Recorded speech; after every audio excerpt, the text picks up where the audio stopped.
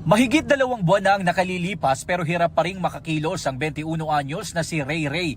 Nag-agaw buhay siya matapos barilin umano ng kanyang kaibigan sa bahagi ng Happyland sa Tondo, Maynila noong April 5, 2025. Kinailangan siyang operahan para makuha ang bala na naiwan sa loob ng kanyang katawan.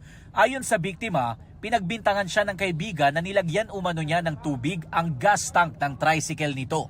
Magsasoli nga po kasi kami ng karito ng mga barkada ko dun sa Aroma.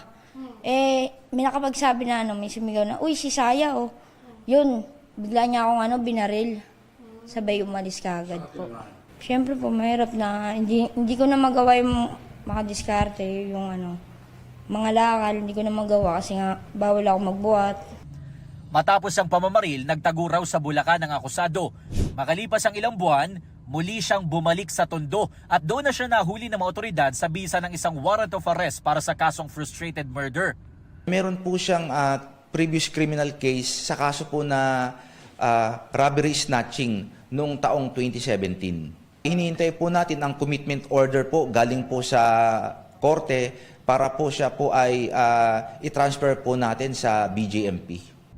Sa investigasyon ng pulisya, noong gabi bago mangyari ang pamamaril, nagtalo na umano ang dalawa matapos pagbintangan ng akusado ang biktima na ninakaw daw ang 700 pesos na nakaipit sa kanyang damitan.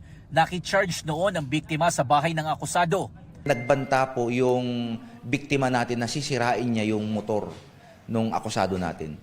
Ayon sa biktima, hindi siya ang nanira ng tricycle ng kaibigan, kundi ang dalawang lalaki na nagbaboundary. Umamin naman sa pamamaril ang akusado. Nasira yung motor ko, nilagyan ng tubig.